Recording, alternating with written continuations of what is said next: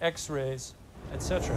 And as it gets bigger and at least slightly cooler, it will still be a fireball, but it will be sending out visible light, infrared light, and so on. So this is an image of fireball from the Trinity nuclear test.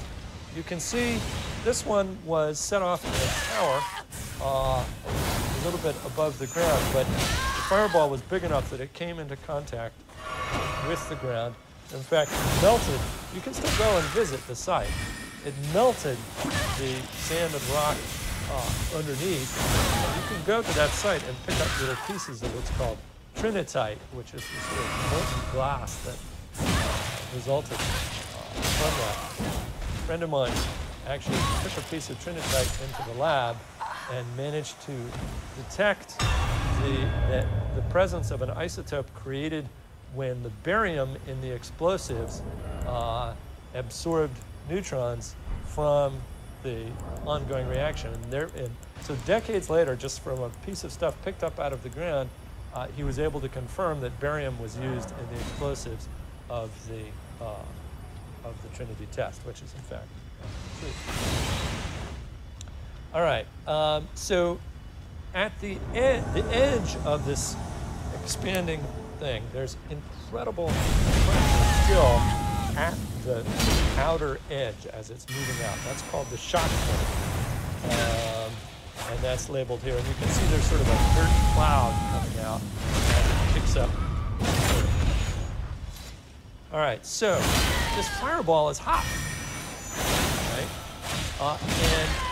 And in the middle, it no longer has high pressure. So what happens with really hot air is it rises. So the fireball, incredibly hot, blast is going out like this. The fireball is starting to rise because it's hot, and it's starting to spread. And it's sucking up air that's coming up into this column, okay?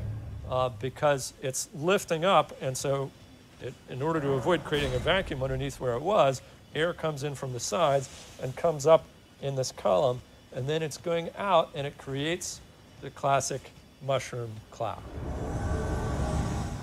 Okay? All right, so the question is, how far do various effects occur? And the answer depends on how big your bomb is, as you might expect. One of the surprising things is that the different effects scale differently with the size of the bomb. Some of them scale roughly by the 1/3 power, like the blast of the bomb scales roughly by the 1/3 power.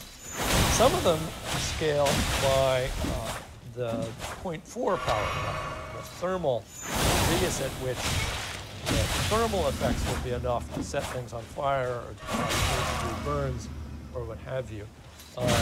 Scales at roughly the 0.4 power. But the radiation radius scales at a much smaller number. So that means that for small bombs, the radiation is more important than it is for big bombs. For big bombs, other things become more important, as you see here. So